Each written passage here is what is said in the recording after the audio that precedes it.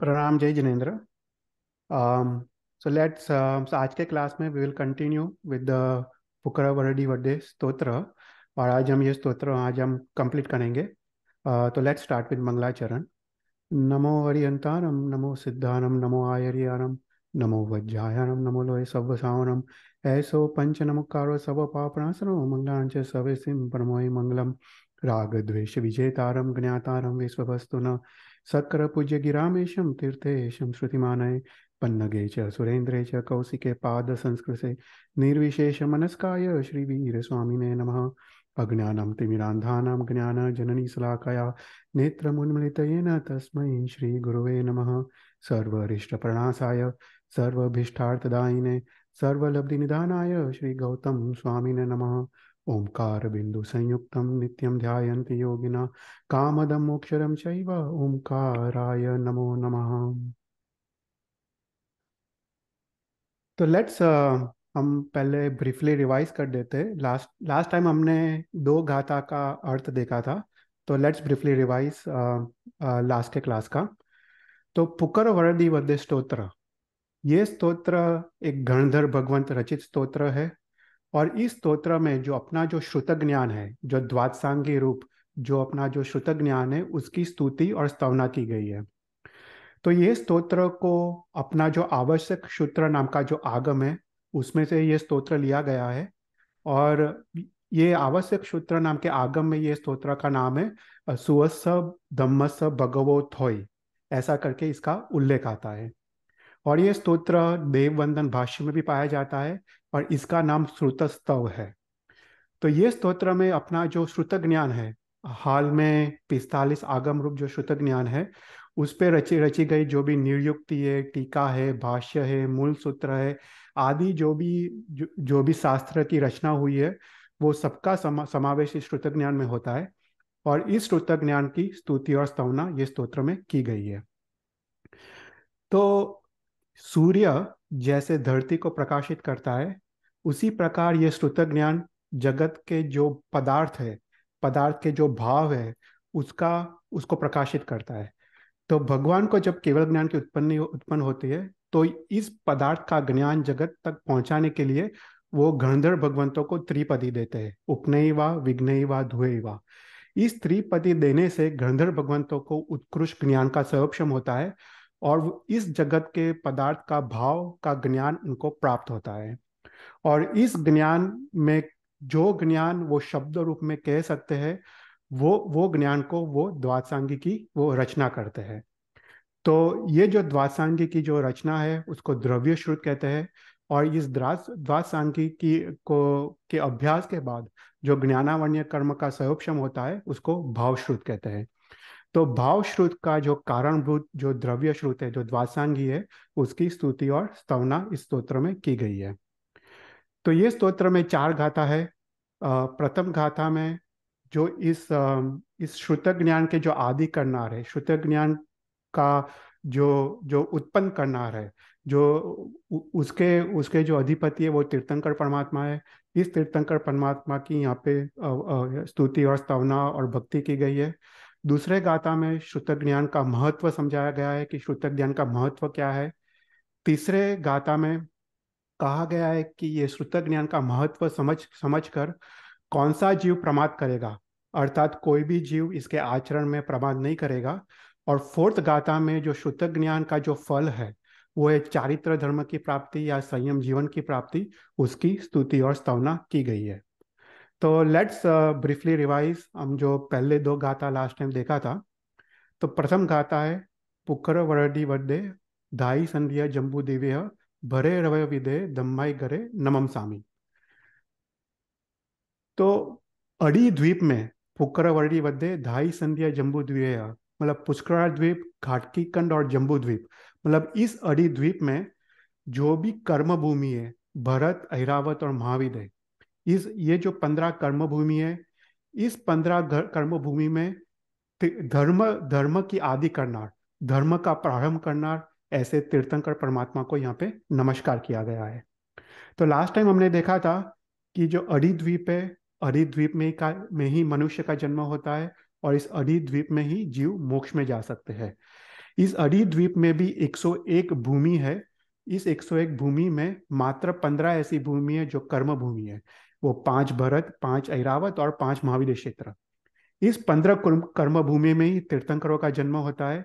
और इस 15 कर्म भूमि में ही तीर्थंकर धर्म तीर्थ की स्थापना करते हैं। तो हमने देखा था कि धर्म अर्थात क्या, धर्म की टेक्निकल डेफिनेशन क्या। तो धर्म अर्थात जो भी जीव को दुर्गति से बचा के सदगति की तरफ ले जाए, दुर्गति से धारण करे, उसको धर्म कहते हैं। मतलब जिसको सदगति की तरफ ले जाए उसको धर्म कहते हैं। तो ऐसे धर्म की आदि करना, धर्म धर्म का प्रारंभ करना, ऐसे तीर्थंकर परमात्मा को यहाँ पे नमस्कार किया गया है।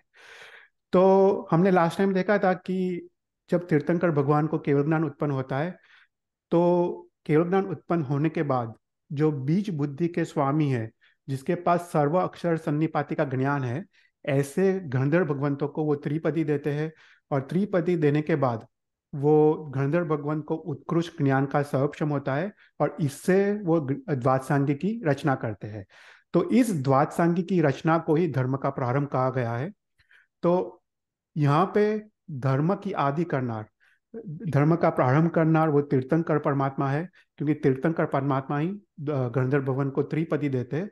तो यहाँ पे भक्ति भाव पूर्वक तीर्थंकर, जो शुद्ध ज्ञान के जो पिता तुल्य है, जो आदि करनार है, ऐसे तीर्थंकर परमात्मा को यहाँ पे नमस्कार किया गया है। तो हमने लास्ट टाइम देखा था कि यहाँ पे रहस्य, ये गाथा का रहस्य ऐसा है कि कोई अगर माने कि अपना शुद्ध ज्ञान अनादिकालीन है, तो वो बात का यहाँ पे खंडन किया गया है। तो यहाँ पे उसका उत्तर ऐसा है कि शुद्ध ज्ञान हर हर एक क्षेत्र में और हर एक काल में, जैसे जैसे तीर्थंकर भगवान का जन्म होता है, ऐसे ऐसे नई नई शब्द रूप में द्वादशांगी की रचना होती है। तो शब्द के रूप में नई नई द्वादशांगी की रचना होती है। तो शब्द के रूप में वो शुद्ध ज्ञान का प्रारंभ है। पर अर्थ से द्वादशांगी अनादिकालीन है। मतलब अर्थ एक द्वादशांगी और दूसरे द्वादशांगी का अर्थ सेम रहता है, पर शब्द के रूप में नई रचना होती है। इसलिए तीर्थंकर परमात्मा को यहाँ पे द्वादशांगी की आदि करना कहा गया है। फिर उसके बाद हमने सेकंड गाथा देखा था। तो सेकंड गाथा में श्रुत ज्ञान का महत्व समझाया गया है। तो सेकंड गाथा है, एक मिनट। तो लास्ट टाइम हमने ये द्वादशांगी के 12 अंग कौन से हैं और 45 आगम्स कौन से, उसके बारे में देखा था। और उसके बाद हमने अपने श्रुत ज्ञान का हिस्ट्री देखा था कि कैसे हमारे 12 अंग से अभी हमारे 45 आगम्स अभी रहे हैं। और 45 आगम्स में भी अभी पूरे नहीं रहे हैं, मात्र 45 आगम्स में भी काफी कुछ अपना ज्ञान नष्ट हो गया है। पर अभी भी जो ज्ञान बचा है वो काफी विशाल है। तो फिर दूसरे गाथा में श्रुत ज्ञान का महत्व क्या है उसको समझाया गया है। तो श्रुत ज्ञान का 4 महत्व है। तो पहला है तम तिमिर पडल विद्धम विद्धम सरस। तो श्रुत ज्ञान के अभ्यास, श्रुत ज्ञान के पढ़ने से क्या प्राप्त होता है। तो प्रथम में सर्वप्रथम हमको तम तिमिर पडल विद्धम, मतलब तम मतलब अज्ञान, और तिमिर मतलब अंधकार। तो अज्ञान रूपी अंधकार को नाश करने वाला ये श्रुत ज्ञान है। मतलब सबसे प्रथम हमारे ज्ञानावरणीय कर्म का क्षय होता है। तो जैसे जैसे हम श्रुत ज्ञान का अभ्यास करते हैं, ऐसे ऐसे हमारे हमारे ज्ञानावरणीय कर्म का क्षय होता है। कि जैसे जैसे हम श्रुत ज्ञान का अभ्यास करते हैं, ऐसे ऐसे हमको पदार्थों का ज्ञान मिलता है, हम मोह को पहचान सकते हैं, हमको एक विवेक बुद्धि प्रकट होती है। तो हमको पता चलता है कि इस संसार में हित क्या है, अहित क्या है, क्या करना चाहिए, क्या छोड़ना चाहिए, किसका आचरण करना चाहिए, किसका त्याग करना चाहिए। तो इस प्रकार का ज्ञान हमको प्राप्त होता है। तो श्रुत ज्ञान का पहला इंपॉर्टेंस है कि वो ज्ञानावरणीय कर्म का क्षय करता है। तो तम तम तिमिरा पलल विद्धम सरस। फिर उसके बाद सूर गण ननिंद महिहस्त। तो यहाँ पे श्रुत ज्ञान का महत्व समझाया है कि श्रुत ज्ञान कैसा है। तो कहते हैं कि देव देवताओं के समूह और नरेंद्र मतलब चक्रवर्तियों से ये श्रुत ज्ञान पूजित है। तो यहाँ पे कहने का आशय यह है कि जो उत्कृष्ट भौतिक सुख के स्वामी है, जिसकी वृद्धि और समृद्धि अपार है, ऐसे देव देवेंद्र और जो चक्रवर्ती है, जो 6 खंड के अधिपति है, जिससे 32,000 राजाओं जिसके चरण को स्पर्श करते हैं, ऐसे ऐसे चक्रवर्ती भी इस श्रुत ज्ञान की स्तुति और स्तवना करते हैं। क्योंकि देव, देवेंद्र और चक्रवर्ती वो समझते हैं कि श्रुत ज्ञान की आराधना के बिना उनका भी संसार से निस्तार नहीं है। इसलिए जब भगवान की देशना होती है, तब देव, देवेंद्र और चक्रवर्ती भी भक्ति भाव पूर्वक वो समोसरण में आते हैं और भगवान की देशना सुनते हैं। तो यहाँ पे कहा गया है कि श्रुत ज्ञान इतना महत्वपूर्ण है कि उत्कृष्ट जो महापुरुष है, देव, देवेंद्र और चक्रवर्ती, वो भी श्रुत ज्ञान की पूजा और अभ्यास करते हैं। फिर श्रुत ज्ञान का दूसरा महत्व क्या है? तो कहते हैं सीमा धरस्स वंदे। मतलब सीमा धरस्स वंदे अर्थात अपना जीवन मर्यादित होता है। सीमा मतलब मर्यादा। तो श्रुत ज्ञान का जैसे जैसे हम अभ्यास करते हैं, जैसे जैसे जैसे श्रुत ज्ञान आचरण में आता है, तो ऐसे ऐसे वीरति धर्म की प्राप्ति होती है। राइट। तो श्रुत ज्ञान सबसे पहले जीव अभ्यास करता है, और अभ्यास करते करते उसको सबसे प्रथम ज्ञानावरणीय कर्म का क्षय होके उसको विवेक बुद्धि प्रकट होती है। उसको क्या हित है, क्या अहित है, क्या उपादेय है, क्या भक्ष्य है, क्या अभक्ष्य है, आधार पापस्थानक कौन से है, वो सब ज्ञान उसको श्रुत ज्ञान से प्राप्त होता है। और ये ज्ञान जैसे जैसे जैसे उसको प्राप्त होता है, उसके अंदर एक पाप भीरुता का गुण प्रकट होता है। वो पहले जिस निर्ध्वंसता से वो जो पाप करता था, अभी वो वही पाप वो जैना पूर्वक करता है, और वो मर्यादा पूर्वक वो पाप करता है। तो जैसे जैसे श्रुत ज्ञान का अभ्यास होता है, ऐसे ऐसे श्रुत ज्ञान आचरण में आता है, ऐसे ऐसे उसको वीरति धर्म की प्राप्ति होती है। वो श्रावक के 12 व्रत अंगीकार करता है, और इवन साधु के जीवन में भी जो 5 महाव्रत है, जो 5 समिति और 3 गुप्ती है, उसका भी जैसे जैसे श्रुत ज्ञान बढ़ते जाता है, ऐसे उसका पालन और सूक्ष्मतर होते जाता है। तो जैसे जैसे जीवन मर्यादित होता है, ऐसे ऐसे उसका कर्मबंध भी मर्यादित होता है, और कर्मबंध मर्यादित होने के कारण उसका संसार भी मर्यादित हो जाता है। तो श्रुत ज्ञान का दूसरा महत्व क्या है? कि जो अपना अमर्यादित संसार है उसको मर्यादित कर देता है, और वो कर्मबंध को वो मर्यादित कर देता है। तो सीमा धरस्स वंदे। फिर श्रुत ज्ञान का थर्ड महत्व क्या है? पफोड़िय मोह जालस। तो मोहनीय कर्म को वो नाश करता है। राइट। प्रथम हमने देखा कि वो ज्ञानावरणीय कर्म का नाश करता है और विवेक बुद्धि प्रकट होता है। सेकंड, जैसे जैसे ज्ञान का आचरण आ जाता है, हमने लास्ट टाइम देखा था ज्ञान अर्थात क्या? जहाँ पे यथाशक्ति क्रिया हो। राइट। उसी को ज्ञान कहते हैं। जहाँ पे ज्ञान की कोई क्रिया नहीं हो, तो वो ज्ञान रूप नहीं रहता है, वो श्रुताभास हो जाता है। तो ज्ञान उसी को कहते हैं जहाँ पे यथाशक्ति उसका आचरण हो, यथाशक्ति उसका क्रिया हो। तो सेकंड स्टेप में अपना जीवन मर्यादित होता है, कर्मबंध मर्यादित होता है। और थर्ड श्रुत ज्ञान का महत्व क्या है? कि वो मोहनीय कर्म का क्षय करता है। तो हमने देखा लास्ट टाइम कि अपने जीवन में अब जो मिथ्यात्व है, वो 3 प्रकार के हैं। राइट। हमने देखा कि सबसे पहले हमारे अनादिकालीन मिथ्यात्व कौन से है? कि हम सबसे प्रथम अपना शरीर को अपना समझते हैं। राइट। ये शरीर मेरा है, वो सबसे प्रथम मिथ्यात्व है, वो मिथ्यात्व मोहनीय है। दूसरा मिथ्यात्व मोहनीय कौन सा है? कि वो जो इस संसार में जो भी मेहनत करता है, पुरुषार्थ करता है, उसके कारण उसको जो भी सामग्री मिलती है, वो सामग्री भी उसकी है, वो ऐसा समझता है। और थर्ड मिथ्यात्व कौन सा है? कि इस सामग्री के भोग और उपभोग में ही उसको सुख की अनुभूति होती है। तो ये 3 अनादिकालीन मिथ्यात्व है। कि वो समझता है कि शरीर उसका है, जो सामग्री की प्राप्ति होती है वो सामग्री उसकी है, और सामग्री के भोग और उपभोग में ही सुख की अनुभूति है। तो जैसे जैसे जीव साधु भगवान के पास जाके वो ज्ञान प्राप्त करता है, वो ज्ञान धीरे धीरे उसके आचरण में आता है, ऐसे ऐसे वो वीरति धर्म की प्राप्ति करता है। और जैसे जैसे वो वीरति धर्म की आराधना करते जाता है, वो ज्ञान अनुभूति में आता है। और जैसे जैसे वो ज्ञान अनुभूति में आता है, उसको पता चलता है कि ये जो संसार है, ये जो शरीर है, वो शरीर से अलग है। ये संसार में जो सभी सुख है, वो दुख की छाया रूप है। ये सभी सुख क्षणिक है, सभी ये सुख नाशवंत है। ये संसार दुख रूप है, दुखमय है, और दुख की परंपरा वाले है। तो ऐसा उसको धीरे धीरे उसको अनुभूति में आता है, और उसको पता चलता है कि जो जो सुख है वो स्वयं उसके आत्मा के गुणों की अनुभूति में ही मात्र सुख है।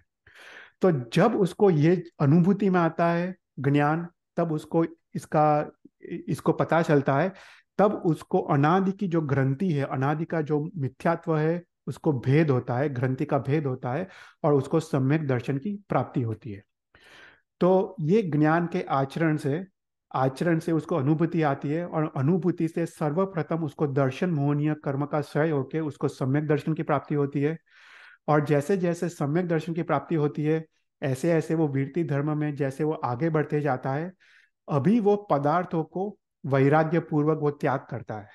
और जैसे जैसे वो वैराग्य पूर्वक वो पदार्थों को त्याग करता है, ऐसे ऐसे उसको चारित्र मोहनीय कर्म का भी क्षय होता है, और उसको चारित्र जीवन और संयम जीवन की प्राप्ति होती है।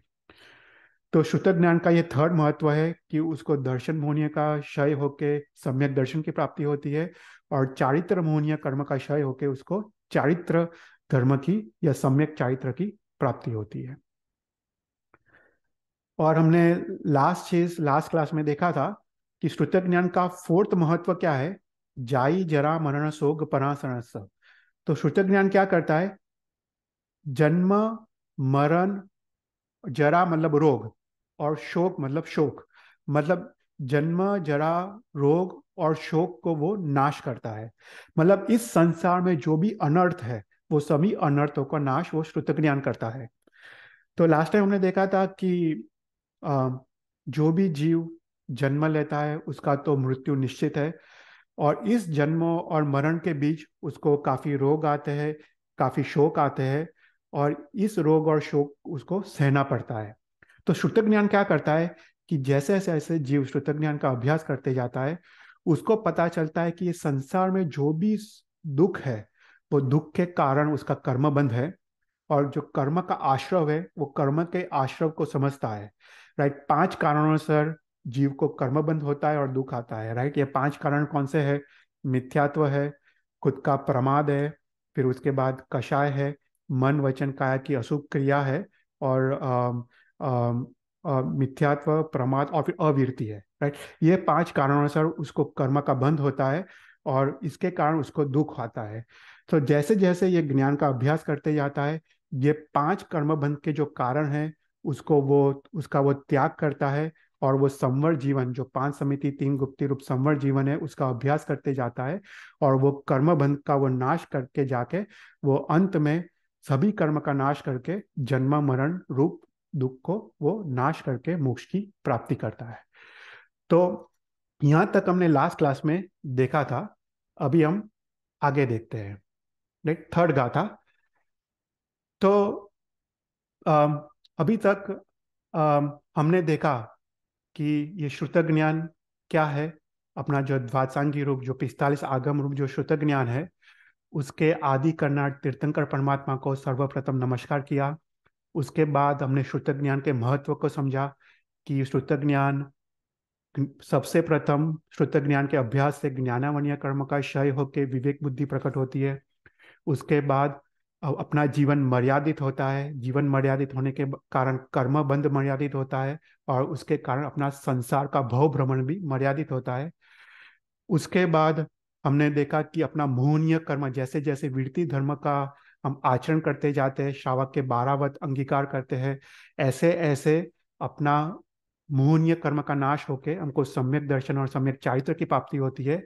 और लास्ट में अपना कर्म बंध, जो आश्रव के पांच कारण का नाश होके हमको जन्म जरा मृत्यु का नाश होके मोक्ष की प्राप्ति होती है। तो अभी थर्ड गाथा में कहते हैं कि ठीक है, श्रुत ज्ञान का महत्व तो समझा, पर श्रुत ज्ञान हमको किस प्रकार का सुख देने वाला है। राइट, तो यहाँ पे कहते हैं कल्याण पुक्कल विशाल सुहा वहस। तो कल्याण मतलब आरोग्य, पुक्कल मतलब पुष्कर मतलब संपूर्ण, विशाल मतलब विशाल, और सुहा सुहा मतलब सुख, सुहा वहस। तो श्रुत ज्ञान क्या करता है कि आरोग्य रूप संपूर्ण और विशाल सुख को देनार है। ओके, श्रुत ज्ञान किस प्रकार के सुख को देनार है? तो बोलते हैं भाव आरोग्य रूप संपूर्ण और जो विशाल सुख है, ऐसे सुख को श्रुत ज्ञान देना है। तो कोई कोई जैसे दर्दी है, उसको कोई प्रकार का रोग हुआ है, तो सबसे पहले वो वैद्य के पास जाता है, और वैद्य सबसे प्रथम उस रोग का निदान करते हैं। फिर रोग के निदान होने के बाद वो वैद्य उसको औषधि देते हैं, और दर्दी जैसे जैसे वो औषधि का सेवन करता है, ऐसे ऐसे उसको रोग का नाश होता है, और उसके उसको आरोग्य की सुख की प्राप्ति होती है। तो उसी प्रकार श्रुत ज्ञान क्या करता है? श्रुत ज्ञान सबसे प्रथम जो अपने आत्मा में जो रोग है, जिसको भाव रोग कहते हैं, अपने आत्मा में रोग कौन से है? तो चार कषाय, मिथ्यात्व, अज्ञानता, राइट, और राग और द्वेष, राइट, ये सब आत्मा के रोग है। तो श्रुत ज्ञान क्या करता है? जैसे जैसे हम श्रुत ज्ञान का अभ्यास करते हैं, हमको अपने जो आत्मा के रोग है उसकी पहचान होती है, उसका निदान होता है, हमको पता चलता है कि आत्मा में ये रोग है। उसके बाद श्रुत ज्ञान उसके औषधि रूप, औ- उसके औषधि रूप हमको विविध धर्म अनुष्ठान, शुभ भाव, छह आवश्यक क्रिया, राइट, पांच इंद्रियों का निग्रह, पांच समिति तीन गुप्ति का पालन, पंचाचार का पालन आदि हमको विविध प्रकार की धर्म आराधना रूप औषधि हमको देता है, और औषधि हमको प्रदान करता है।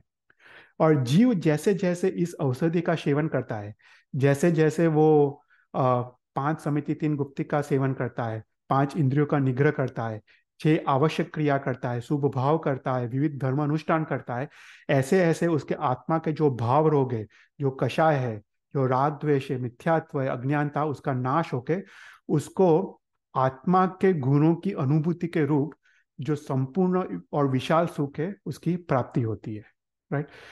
तो यहाँ पे श्रुत ज्ञान क्या करता है कि सबसे पहले आत्मा के रोगों का निदान करता है, और उसके औषधि रूप विविध धर्म अनुष्ठान दिखाता है। तो जैसे जैसे सबसे पहले श्रुत ज्ञान का अभ्यास होता है, उसका जो आत्मा का रोग है, जो मिथ्यात्व और अज्ञानता, वो दूर होती है। वो जैसे जैसे छह आवश्यक क्रिया करता है, ऐसे ऐसे उसके जो मन वचन काया की अशुभ क्रिया, उसका नाश होता है। जैसे जैसे वो पांच इंद्रियों का निग्रह करता है, ऐसे उसके चार कषाय का नाश होता है। जैसे जैसे वो वृत्ति धर्म का पालन करता है, ऐसे ऐसे उसका मोहनीय कर्म का भी नाश होते जाता है।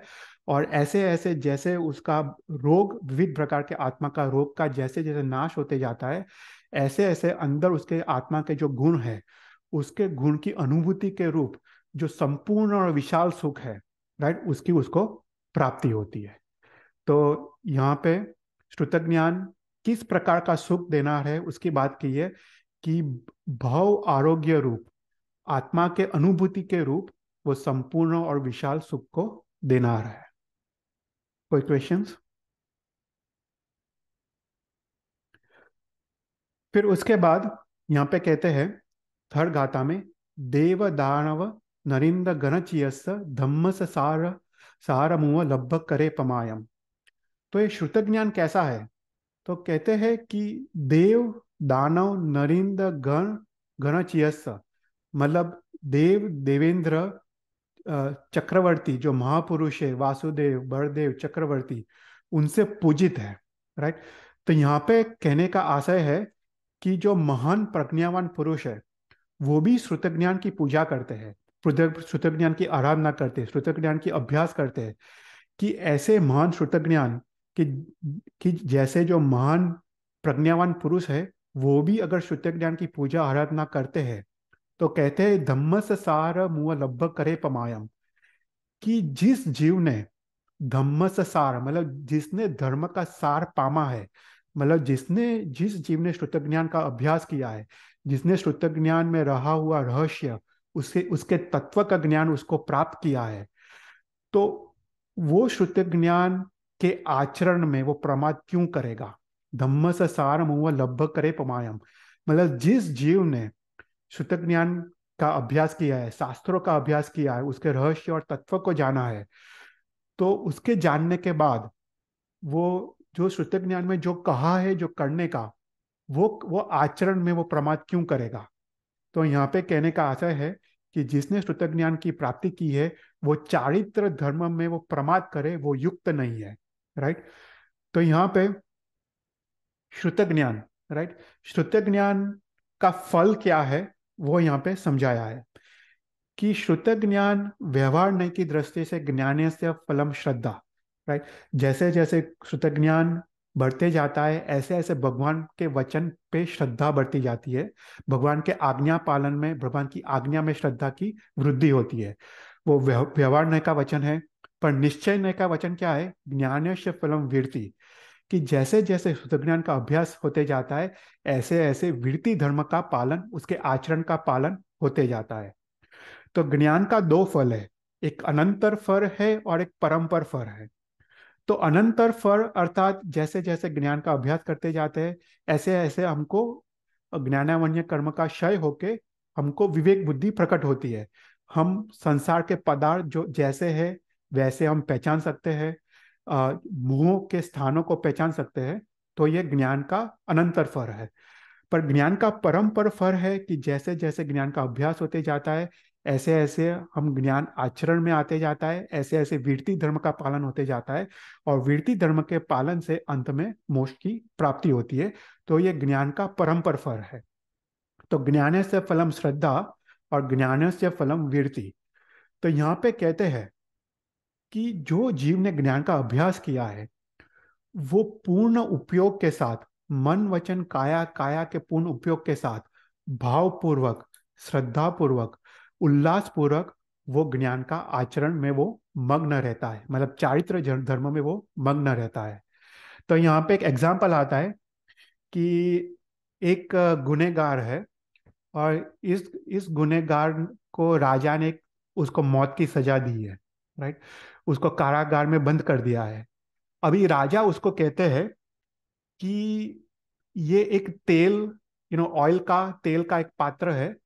इस पात्र को लेके तू पूरे गांव में घूम, और अगर इसमें से एक भी तेल का टीपा अगर अगर नीचे ना गिरे तो मैं तेरी सजा को मैं माफ कर दूंगा। तो ये जो जीव है वो कितने उपयोग पूर्वक, कितने सावधानी पूर्वक वो तेल के कटोरे को लेके पूरे गांव में घूमेगा। अर्थात जिसको अपने मरण का भय है, जिसको अपने मृत्यु का भय है, वो कितने उपयोग पूर्वक वो इस तेल के कटोरे को लेके पूरे गांव में घूमेगा। तो उसी प्रकार जिस जीव को अनंत जन्म मरण का भय हो, राइट, वो कितने उपयोग पूर्वक वो चारित्र धर्म की आराधना करेगा। राइट। तो यहाँ पे कहते हैं कि जिसने सम्यक रूप से सम्यक ज्ञान प्राप्त किया है वो अप्रमद भाव से, प्रमाद किए बिना वो चारित्र धर्म की आराधना करता है। तो प्रमाद अर्थात क्या? राइट। हमने वंदितु स्तोत्र में हमने हमने प्रमाद देखे थे कि प्रमाद अर्थात क्या। तो प्रमाद, वंदितु स्तोत्र में हमने 5 डेफिनेशन देखी थी प्रमाद की। राइट। प्रमाद अर्थात कोई भी धर्म क्रिया में आलस करना, लेजीनेस, राइट, जड़ता, तो उसको उसको प्रमाद कहते हैं। फिर निंद्रा करना, सोना, उसको प्रमाद कहते हैं। फिर विकथा, गॉसिपिंग करना, उसको प्रमाद कहते हैं। उसके बाद विषय कषाय में आसक्ति, उसको प्रमाद कहते हैं। फिर मद और मदिरा का सेवन, उसको प्रमाद कहते हैं। और मन वचन काया की अशुभ क्रिया, उसको प्रमाद कहते हैं। राइट। तो ये सब विविध प्रकार के प्रमाद है। तो जिसने सम्यक रूप से सम्यक ज्ञान प्राप्त किया है वो अप्रमत्त अवस्था में, मतलब ये पांचों पांच प्रकार के प्रमाद के बिना वो चारित्र धर्म की आराधना करेगा। मतलब जिसने सम्यक रूप से सम्यक ज्ञान प्राप्त किया है उसको जो विषय कषाय है वो जहर रूप लगेंगे। और वो विषय कषाय का त्याग करके वो पूर्ण उपयोग के साथ वो चारित्र धर्म की आराधना करेगा। तो यहाँ पे शास्त्र तो वहां तक लिखता है कि श्रुत ज्ञान क्या है, राइट, कि सही अर्थ में सम्यक ज्ञान क्या है। कि जिस जीव ने श्रुत ज्ञान प्राप्त किया है, मतलब जिसने शास्त्रों का अभ्यास किया है, अगर उसके जीवन में वीरति धर्म न दिखे, अगर उसके जीवन में 5 समिति 3 गुप्तिका या पंचाचार का पालन न देखे, तो शास्त्र कहता है वो श्रुत ज्ञान नहीं है, पर वो श्रुताभास है। हमको लगता है वो श्रुत ज्ञान है पर वो श्रुताभास है। कि जिसने शास्त्र कंठस्थ किया है, राइट, शास्त्र का अभ्यास किया है, पर उसके जीवन में वृत्ति धर्म दिखता नहीं है, तो वो जीव फिर भी प्रमादी है। तो यहाँ पे कहने का आशय है कि हमने जो श्रुति ज्ञान प्राप्त किया है, श्रुति ज्ञान प्राप्त करने के बाद हमको पूर्ण मन वचन काया के उपयोग के साथ हमको धर्म की क्रिया में हमको जुड़ना चाहिए। श्रुत ज्ञान में जो कहा है उसका आचरण करना चाहिए। तो छोटी सी भी क्रिया, फॉर एग्जाम्पल हम भगवान की पूजा करें, भगवान की पूजा के करते वक्त हम जो दोहा, भगवान के दोहा बोलते हैं, दोहा बोलते वक्त भी हमारा मन वचन काय का उपयोग वो दोहे में होना चाहिए। अगर हमारा मन का उपयोग अगर दोहे में नहीं हो तो हम प्रमादी है, राइट।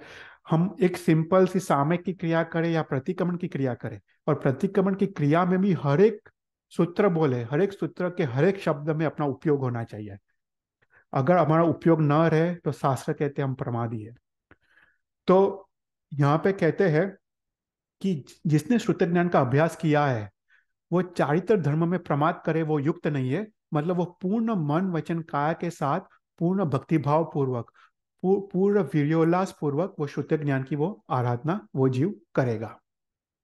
ओके, कोई भी क्वेश्चंस? तो यहाँ पे थर्ड गाथा समाप्त होती है। तो थर्ड गाथा क्या कहती है कि शुद्ध ज्ञान सबसे पहले भाव आरोग्य के रूप, अपना आत्मा के अनुभूति के रूप संपूर्ण और विशाल सुख को देनार है। और ऐसे श्रुत ज्ञान को देव, दानव और नरेंद्र, चक्रवर्ती आदि जो प्रज्ञावान महापुरुष है उससे पूजित है। ऐसे जो जो महान श्रुत ज्ञान है, ऐसे श्रुत ज्ञान को हमने जिसने अभ्यास किया है वो श्रुत ज्ञान के आचरण में वो जीव प्रमाद नहीं करेगा, और वो पूर्ण मन वचन काया के उपयोग के साथ, पूर्ण जागृति के साथ और पूर्ण भाव उल्लास और भक्ति भाव पूर्वक वो चारित्र धर्म की वो आराधना करेगा। ऐसा करके यहाँ पे थर्ड गाथा समाप्त होती है। कोई क्वेश्चंस? શ્રુત જ્ઞાન એટલે શું? श्रुत ज्ञान, હા, श्रुत એટલે જ્ઞાન એટલે ધર્મની સમજ એ શું? હા, શ્રુત જ્ઞાન જો, શ્રુત જ્ઞાન એટલે આપણા શાસ્ત્ર, રાઈટ? એટલે શાસ્ત્ર. ઓકે. આપણા એટલે નૌકાર મંત્રથી લઈને બધા જે આપણા દ્વાદશાંગીના અંત સુધી જે પણ શાસ્ત્રો છે બધા શ્રુત જ્ઞાન છે, રાઈટ? ઓકે. તો હા, તો એને બેઝિકલી શ્રુત જ્ઞાન કહેવાય। Yes yes. અને અને એનો અભ્યાસ એ શ્રુત ધર્મ કહેવાય। શ્રુત. એટલે ચોપડી ઓકે. એ શ્રુત જ્ઞાન છે, રાઈટ? આપણે ચોપડી યસ. ખાલી પડી છે એ શ્રુત જ્ઞાન છે, પણ એ અચ્છા. ચોપડી આપણે લઈએ અને અભ્યાસ કરીએ તો એ શ્રુત ધર્મ થયો, શ્રુત ધર્મ. ઓકે श्रुत धर्म। ઓકે અને ओके. જેવો જેવો अभ्यास, जैसे जैसे अभ्यास करते हैं ऐसे ऐसे उसका क्रिया में आचरण होता है। तो वो आचरण वो मतलब चारित्र धर्म है, राइट? यस. आचरण मतलब चारित्र धर्म। तो ચારિત્ર ધર્મ. જ્ઞાન કોને કહેવાય? જ્યાં પર યથાશક્તિ આચરણ છે, રાઈટ? આપણે સપોઝ જ્ઞાન મેળવ્યું કે આપણે કંદમૂળ ના ખવાય કે રાત્રિ ભોજન ना कराए, वो हमने ज्ञान प्राप्त किया, राइट?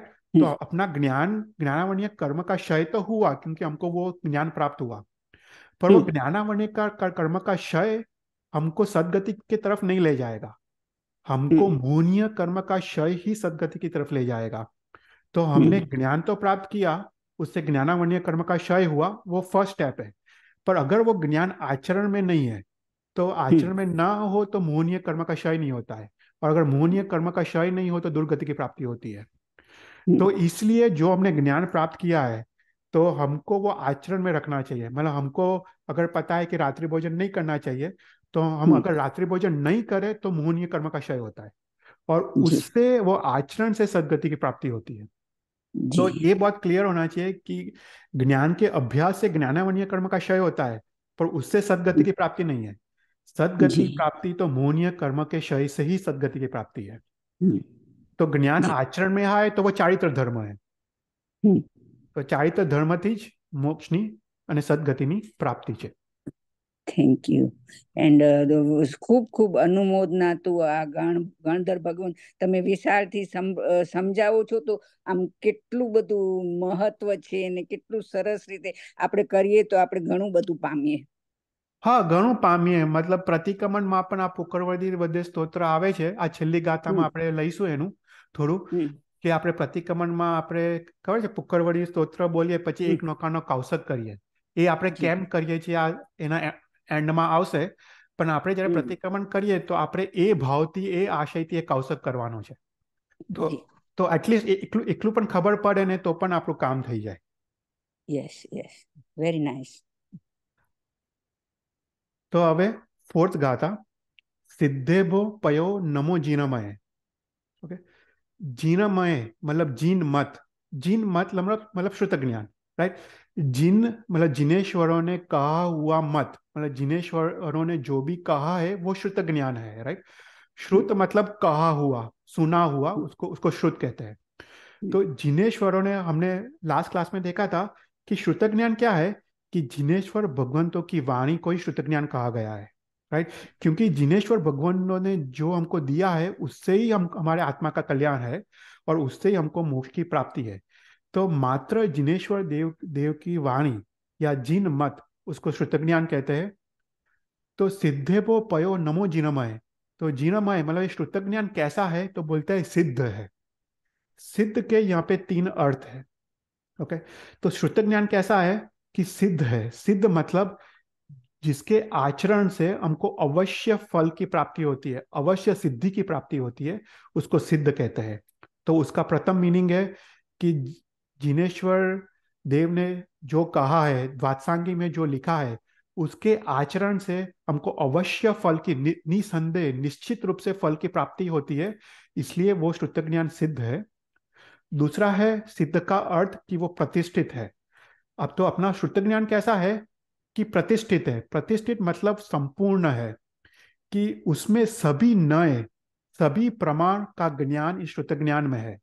मतलब अन्य अन्य जो दर्शन है, अन्य जो मत है, उसका भी ज्ञान अपने श्रुत ज्ञान में है. मतलब अपना श्रुत ज्ञान संपूर्ण है, राइट. जैसे अपना आत्मा है, आत्मा अनंत गुणात्मक है, राइट. अभी कोई कोई एक एंगल से आत्मा को समझे वो अधूरास है, राइट. पर अपना जैन मत कैसा है, कि सभी नयों से, सभी पर्सपेक्टिव से वो आत्मा को समझाता है. मतलब वो संपूर्ण रूप से आत्मा को समझाता है, इसलिए अपना धर्म संपूर्ण है, इसलिए वो प्रतिष्ठित है. सेकंड उसका मीनिंग है कि भगवान का वचन कैसा है, प्रतिष्ठित है, मतलब संपूर्ण है. फिर थर्ड उसका मीनिंग है सिद्ध का, कि वो सभी परीक्षा से पास हुआ है, मतलब वो प्रख्यात है. तो यहाँ पे एग्जाम्पल दिया है कि तीन प्रकार की परीक्षा होती है, कश परीक्षा, छेद परीक्षा और ताप परीक्षा. कि जैसे सोना होता है सुवर्ण, राइट. सुवर्ण को, सुवर्ण रूप उसको पास होने के लिए, उसको उत्तीर्ण होने के लिए उसको तीन परीक्षा से उसको पास किया जाता है. तो सोना होता है सुवर्ण, सबसे पहले उसको कश नाम की परीक्षा से पास किया जाता है. तो उसमें क्या करते हैं कि वो सोना को, सुवर्ण को लेते हैं और वो कसौटी नाम के पत्थर पे घिसते हैं. और अगर वो कसौटी नाम के पत्थर पे घिसने से, अगर अगर वो एक प्रकार की रेखा, एक प्रकार का लाइन उत्पन्न होता है, तो वो सुवर्ण कहा जाता है. तो उसको कश परीक्षा कहते हैं. फिर दूसरा छेद परीक्षा. छेद परीक्षा में क्या करते हैं कि सुवर्ण को काटते हैं, उसको उसको कट करते हैं और उसके अंदर भी उसको सुवर्ण रूप है, तो वो छेद परीक्षा से पास होता है. और थर्ड ताप परीक्षा. ताप परीक्षा में क्या करते हैं कि सुवर्ण को पिघलाते हैं, दे मेल्ट इट. और मेल्ट होने के बाद भी अगर सुवर्ण सुवर्ण रूप रहे, तो वो ताप परीक्षा से वो पास होता है. तो उसी प्रकार अपना जो जिन मत है, भगवान के वचन है, वो इस संसार में मात्र एकमात्र वचन है जो तीनों तीन परीक्षा से वो उत्तीर्ण होता है, पास होता है. तो कैसे, तो सबसे पहले कश नाम की परीक्षा. तो भगवान का जो वचन है वो कश नाम की परीक्षा से उत्तीर्ण है.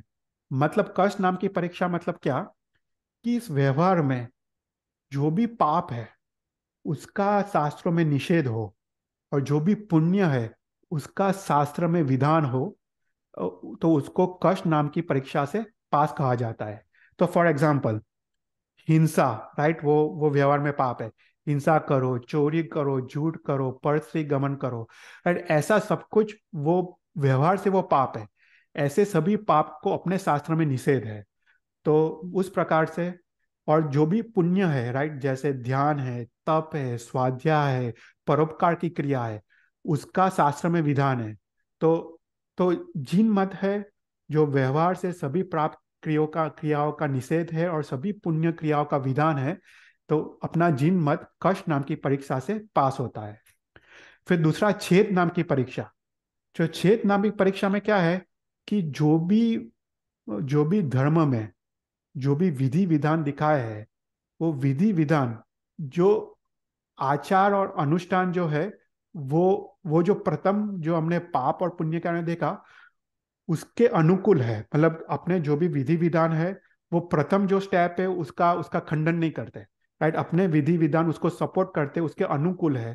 तो वो सेकंड नाम के परीक्षा से, छेद नाम की परीक्षा से पास होते हैं।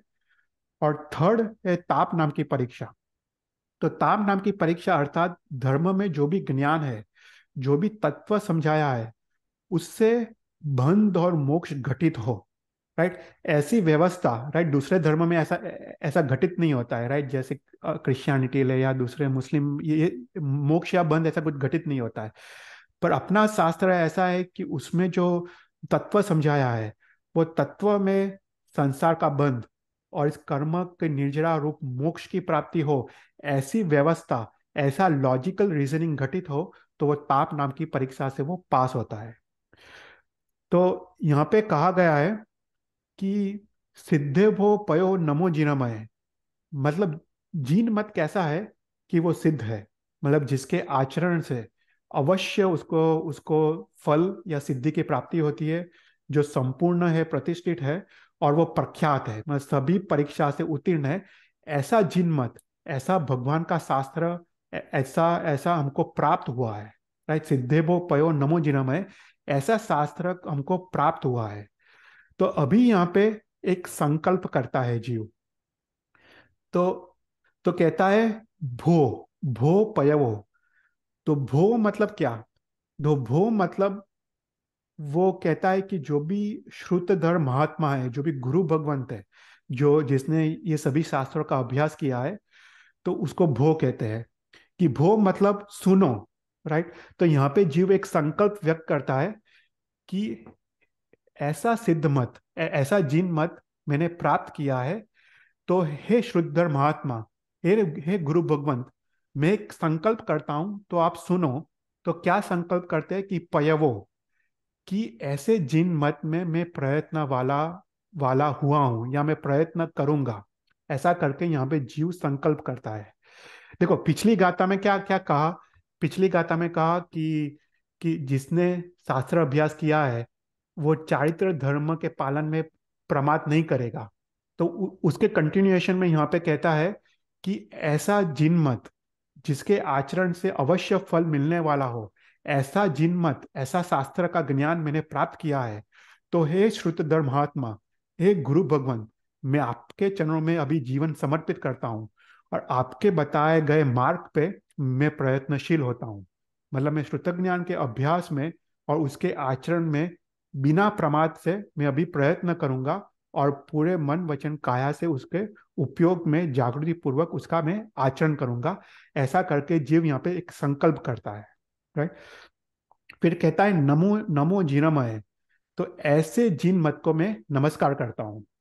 देखो कितना सारा, एक ही लाइन में कितना सारा मीनिंग छुपा हुआ है। If you go back, right, तो यहाँ पे कहते हैं सिद्धे पो पयो नमो जिनमय, कि जो जिन मत, जो शास्त्र का ज्ञान जो सिद्ध है, अर्थात जिसके आचरण में अवश्य फल मिलने वाला हो, ऐसा मैंने प्राप्त किया है। तो हे श्रुद्धर महात्मा, हे गुरु भगवंत, मैं यहाँ पे एक संकल्प करता हूँ, मैं एक नियम लेता हूँ कि इस श्रुत ज्ञान के अभ्यास में और उसके आचरण में मैं अवश्य प्रयत्न करूंगा। और ऐसे जिन मत को मैं भक्ति भाव पूर्वक में नमस्कार करता हूँ।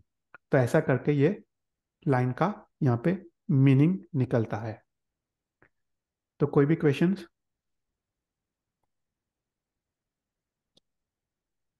ओके, फिर यहाँ पे नंदी सया संजम है। ये बहुत ही सुंदर लाइन है। तो अभी तक हमने देखा, एक मिनट मैंने पानी पी लेता हूँ।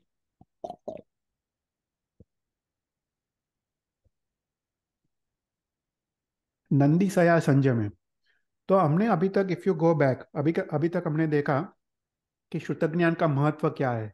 वो हमने जाना कि ज्ञानावनीय कर्म का क्षय होता है, वीरति धर्म का पालन होता है, जीवन मर्यादित होता है, मोहनीय कर्म का क्षय होता है, जन्म जरा मृत्यु का नाश होता है, आत्मा के अनुभूति रूप संपूर्ण और विशाल सुख की प्राप्ति होती है।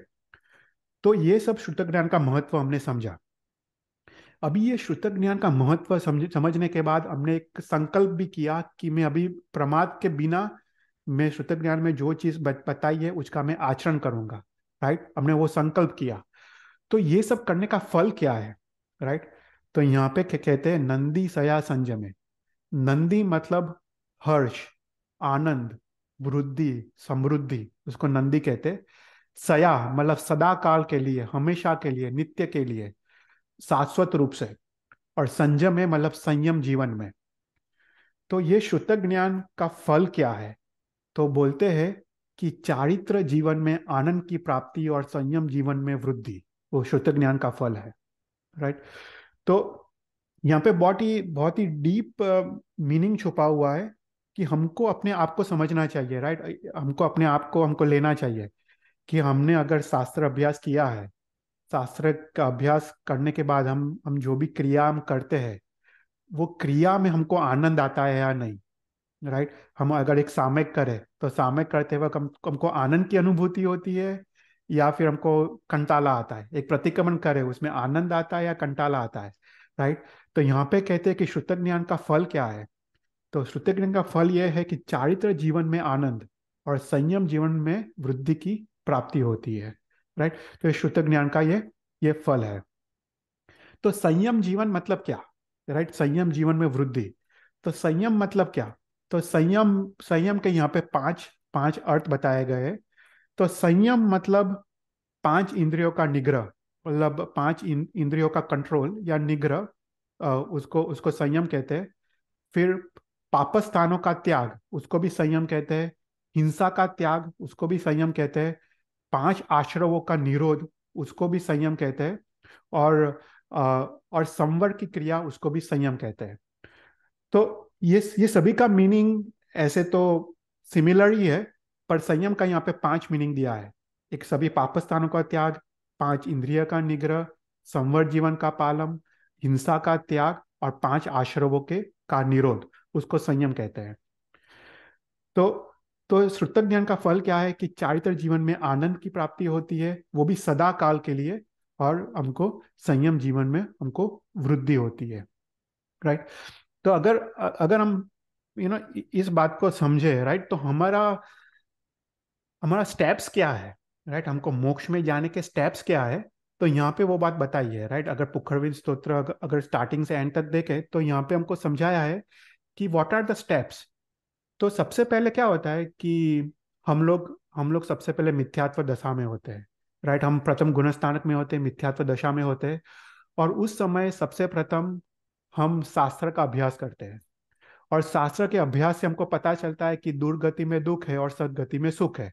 और दुर्गति में नहीं जाना है, हमको दुख नहीं चाहिए, इसलिए हम शास्त्र का अभ्यास करते हैं और उसमें बताए गए चीजों का आचरण करते हैं। तो प्रथम स्टेप है। पर उसके बाद क्या होता है कि जैसे जैसे जैसे हम शास्त्र का अभ्यास करते जाते हैं, ऐसे ऐसे हमको विवेक बुद्धि प्रकट होती जाती है। ऐसे ऐसे हमारे अंदर सेकंड स्टेप में पाप भीरुता नाम के गुण की प्राप्ति होती है, मतलब पाप से डर। अभी हम पाप से डरते हैं तो पाप भीरुता नाम का गुण का प्राप्ति होती है, वो सेकंड स्टेप है। तो अभी वो जीव क्या करेगा कि पाप का क्रिया तो शायद सेम का सेम करेगा, पर वो अभी आंख में आंसू के साथ वो पाप करेगा। वो पहले वो निर्ध्वंस रूप से पाप करता था। तो उसके कारण क्या हुआ कि जो कर्मबंध जो जो काफी विशाल कर्मबंध होने वाले थे, वो अभी अल्प कर्मबंध होने लगे। तो वो सेकंड स्टेप है।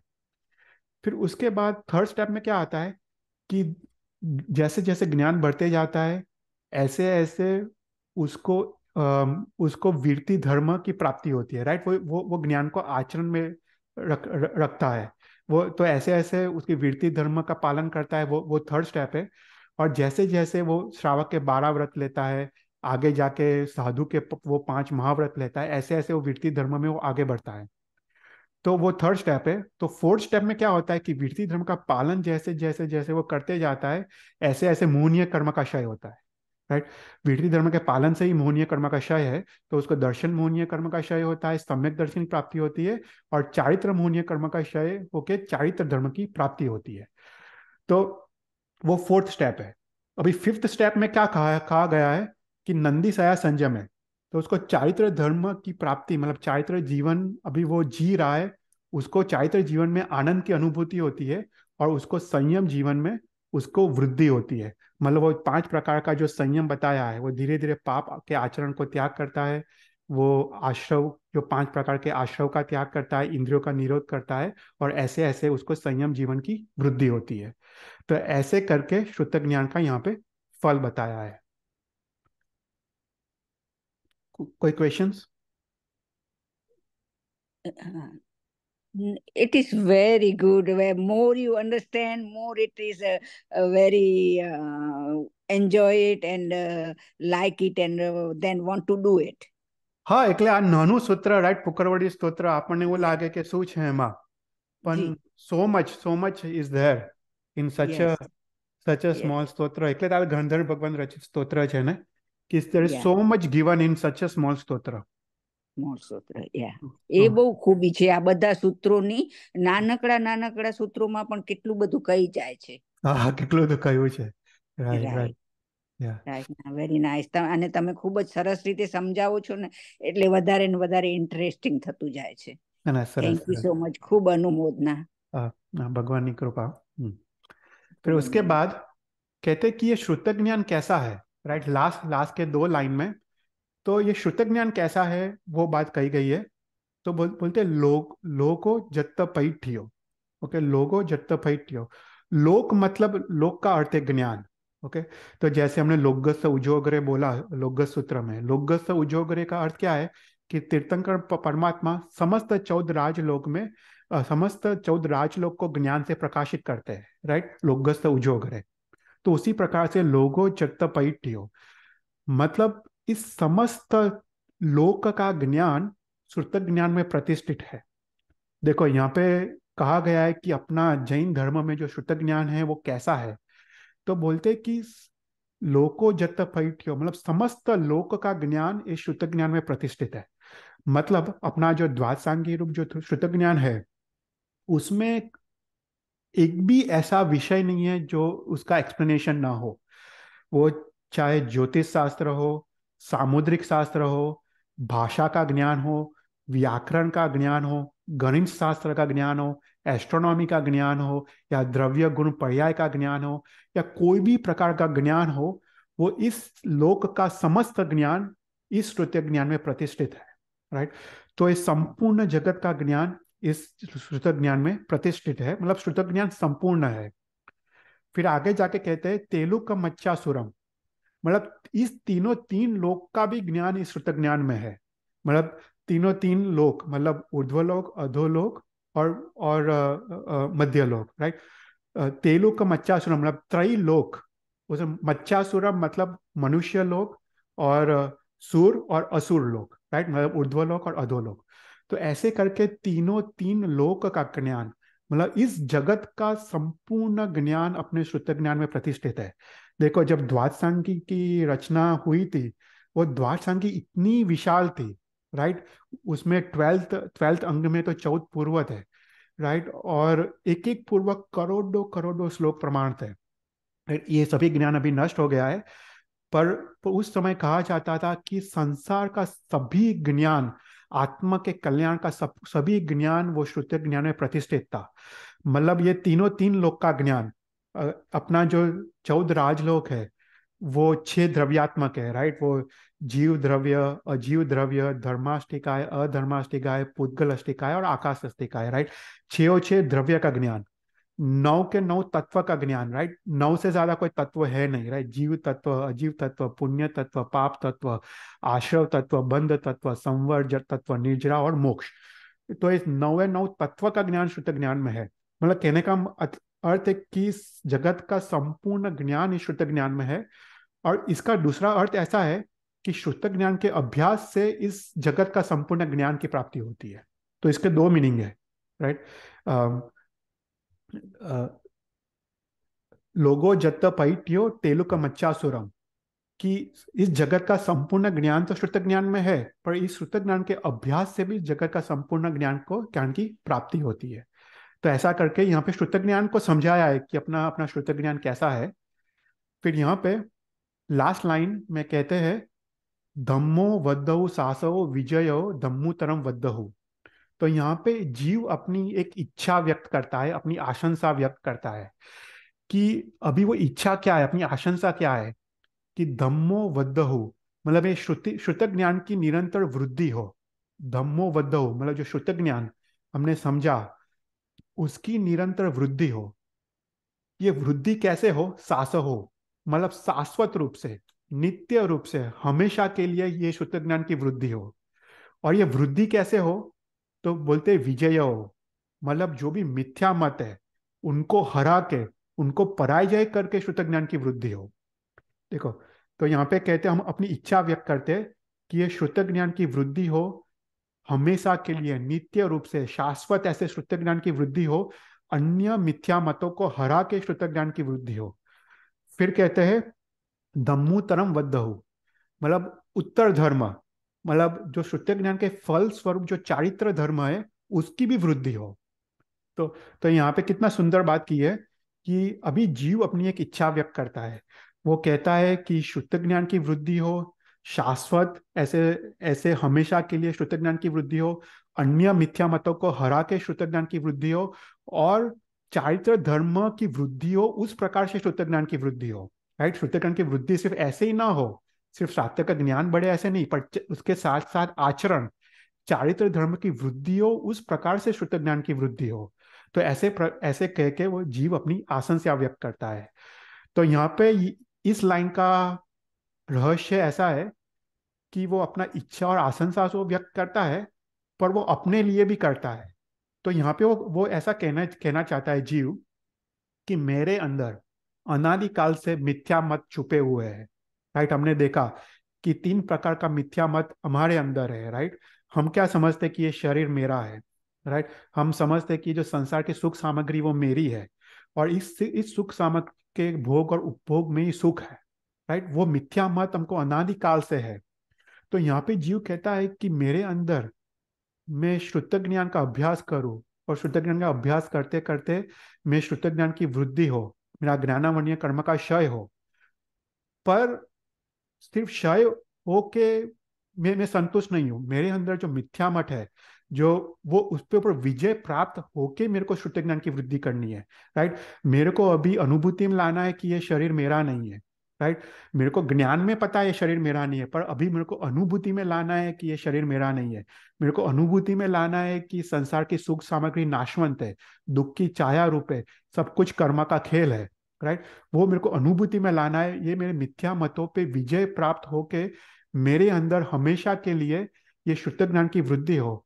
और शुद्ध ज्ञान की वृद्धि उसके साथ साथ उस प्रकार से हो कि मेरे अंदर चारित्र धर्म, संयम जीवन की भी वृद्धि हो, उस प्रकार से शुद्ध ज्ञान की वृद्धि हो। तो ऐसा करके जीव अपनी भी इच्छा, अपने आत्मा की भी इच्छा यहाँ पे वो व्यक्त करता है। राइट, फिर उसके बाद यहाँ पे लास्ट में हम बोलते हैं सुहस भगवो करेमी कौसगम, और फिर हम हरियन चेराम सूत्र बोलते हैं। राइट, सुहस भगवो करेमी कौसगम वंदनवतिया पूर्णवतिया सखावतिया आदि। तो यहाँ पे फुकरवदी स्तोत्र बोलने के बाद हम कहते हैं सुहस भगवो कर्मी कौसगम। मतलब अभी तक हमने फुकरवदी स्तोत्र देखा, हमने शुद्ध ज्ञान का महत्व समझा, और हमने एक इच्छा और आशंसा भी व्यक्त की कि ये शुद्ध ज्ञान की मेरे अंदर वृद्धि हो, और उसके फल स्वरूप चारित्र धर्म की भी मेरे अंदर वृद्धि हो। पर इतनी आशंसा और जो इच्छा, वो मात्र आशंसा और इच्छा नहीं है, क्योंकि ये मोक्ष के बीज रूप है। राइट, और और वो ये आशंसा और इच्छा से जीव संतोष नहीं है। इसलिए ये शुद्ध ज्ञान की विशिष्ट आराधना करने के लिए अभी वो कौशल करता है। राइट, हमने सिर्फ इच्छा और आशंसा व्यक्त की, पर उससे हमको हमको संतुष्टि नहीं है। तो हम कहते हैं कि हमको इस शुद्ध ज्ञान जो इतना महान है, जो हमको मोक्ष तक ले जाने वाला है, ऐसे शुद्ध ज्ञान की मैं विशिष्ट आराधना करता हूँ। इसलिए कहते हैं सुवस्स भगो। सुवस्स मतलब शुद्ध ज्ञान, और भगवो मतलब भगवान। देखो, यहाँ पे शुद्ध ज्ञान को भगवान की उपमा दी है। राइट, शुद्ध ज्ञान कैसा है? वो भगवान है, भगवान स्वरूप है। जैसे भगवान पूजनीय है, ऐसे ऐसे भगवान के वचन, मतलब जो जिन मत है, जो शुद्ध ज्ञान है, वो भी पूजनीय है। तो इसलिए श्रुत ज्ञान को भगवान की उपमा दी है। श्रुत ज्ञान पवित्र है, श्रुत ज्ञान पूजनीय है। तो ऐसे श्रुत ज्ञान रूपी भगवान की विशिष्ट आराधना करने के लिए मैं कौसक करता हूँ। राइट, ऐसा हम करके हम प्रतिक्रमण में हम एक नौकर का कौसक करते हैं। राइट, तो अगर हम प्रतिक्रमण हम देखें, राइट, प्रतिक्रमण में चार कौसक आते हैं। राइट, हम चार चार स्तुति बोलते हैं, तो चार कौसक आते हैं।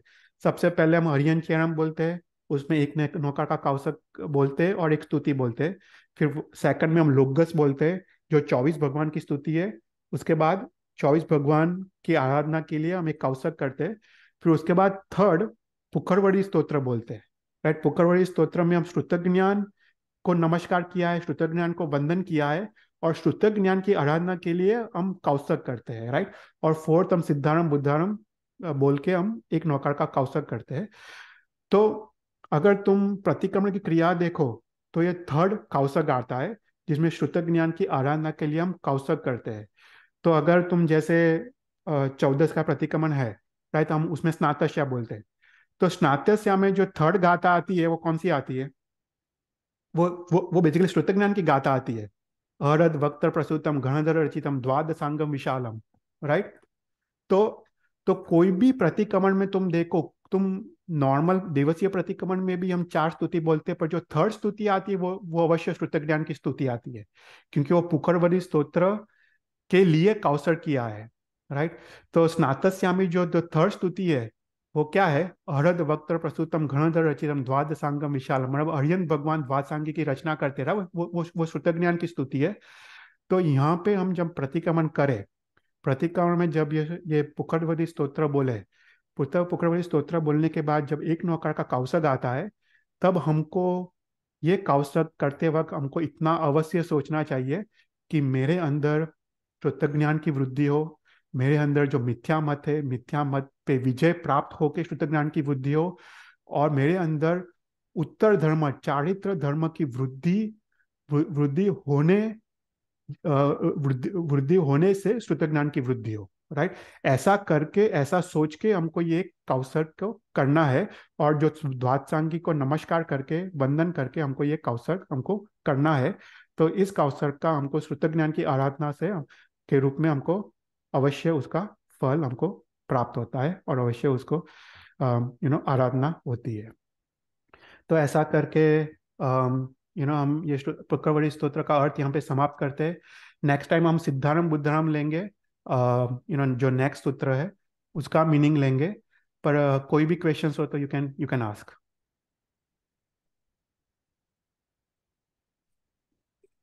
બહુ સરસ સૂત્ર છે ને ખૂબ જ સરસ સમજણ પડે છે ને હવે ધ્યાનથી કાવસક વગેરે થશે સૂત્રને યાદ કરીને શ્રુતગાનને હા નમસ્કાર કરીને. હા, બસ એ જ છે મેન આ સૂત્રનું મહત્વ, કે આપણે ઉપયોગપૂર્વક પ્રતિક્રમણમાં કૌશક કરીએ તો એનું ફળ મળે આ સૂત્રનું. જી, હા, હા. ઓકે ઓકે, સરસ okay, sir. Thank okay, you. હા, આપણે એક નૌકારગણ લઈએ. नमो हरियंतारम, नमो सिद्धारम, नमो आयरियानम, नमो वज्जायम, नमो लोय सवसारम, ऐसो पंच नमोकारो सव पापनाशनो, मंगलांच सवसिम परमो मंगलम, जी नागना विरुद्ध बुलायो तो इच्छाएं लो करो. Thank you. Thank you.